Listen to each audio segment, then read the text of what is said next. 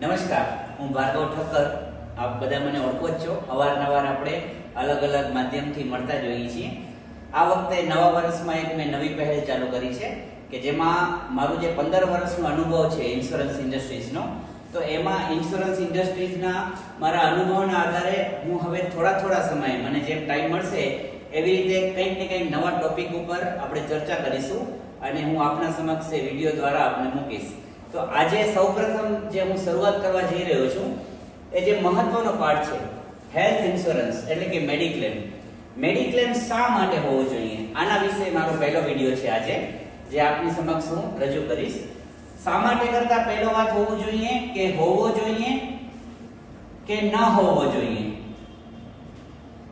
તો before corona પહેલાની પરિસ્થિતિમાં લગભગ લોકોનું માન્યતા હતી ન હોવો જોઈએ.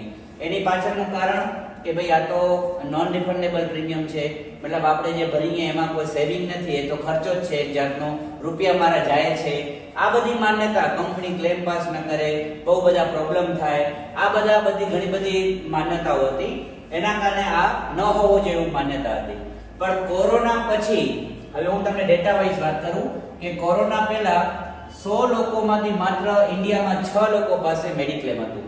પણ કોરોના પછી કોરોનાની પરિસ્થિતિ દરમિયાન દરેક લોકોને ખબર પડી કે મેડિક્લેમ હોવો જોઈએ.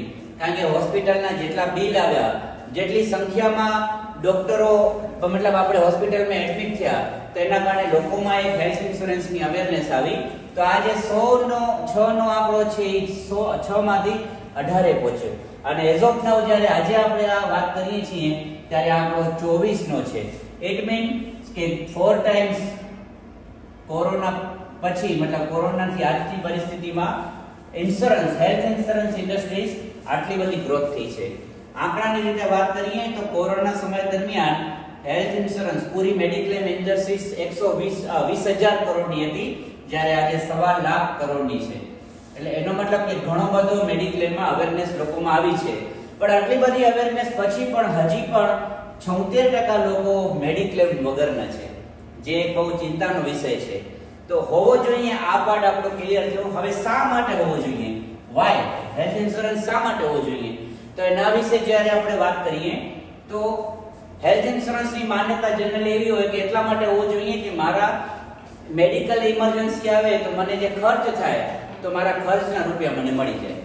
આવી માન્યતાના કારણે આપણે એવું મેડિક્લેમ લેતા હોઈએ. પણ ખરેખર આ માન્યતા સાચી છે? હું કહીશ કે અડધી સાચી છે, પૂરી સાચી નથી. તો મેડિક્લેમ શા માટે હોવો જોઈએ? તો પૈસા બચાવવા માટે નથી, પણ મારા ફ્યુચરના પ્લાનને પ્રોટેક્ટ કરવા માટે મેડિક્લેમ પોલિસી છે. કેવી રીતે? બ્રીફ એક્ઝામ્પલ આપણે સમજીએ કે એક એ નામનો વ્યક્તિ છે જેની 50,000 રૂપિયા સેલેરી છે અને એની સાથે બે મતલબ 2+2 બે પોતે પતિ પત્ની અને એના 2 બાળકો, આમ 4 જણાની એક બહુ સરસ ફેમિલી છે. 2 બાળકો ભવિષ્યમાં હાયર એજ્યુકેશન માટે બહાર જવાના છે. આ વ્યક્તિ આજથી 15 વર્ષ પછી રિટાયર થશે, તેનું રિટાયરમેન્ટ પ્લાનિંગ એટલે મતલબ બંનેના એજ્યુકેશન, પોતાનું રિટાયરમેન્ટ અને પોતાના રૂટીન ખર્ચા, આ બધાનો આધાર આ માત્ર ને માત્ર એની 50,000 રૂપિયાની ઇન્કમ છે.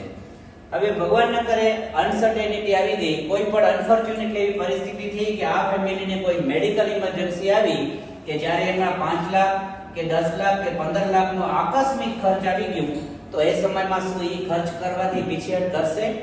જરાય પણ નહીં.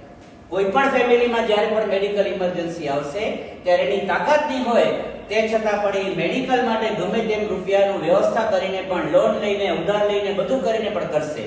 પણ આ તો થઈ જશે, પણ આની સાથે સાથે જે આ જે 4 વસ્તુ છે, એજ્યુકેશન, રિટાયરમેન્ટ પ્લાનિંગ, આ બધું ડિસ્ટર્બ થઈ જશે.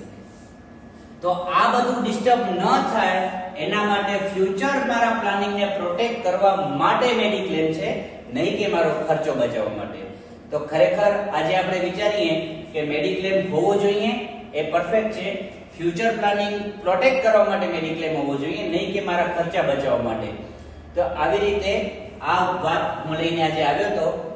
આવા પણ ઘણા બધા ટોપિક છે કે ભાઈ હેલ્થ ઇન્સ્યોરન્સ હોવો જોઈએ, ખબર પડી. શા માટે હોવો જોઈએ, ખબર પડી. કઈ કંપનીમાં હોવો જોઈએ, કેટલો હોવો જોઈએ, બધું આજે જે ઘણા બધા મુદ્દા છે.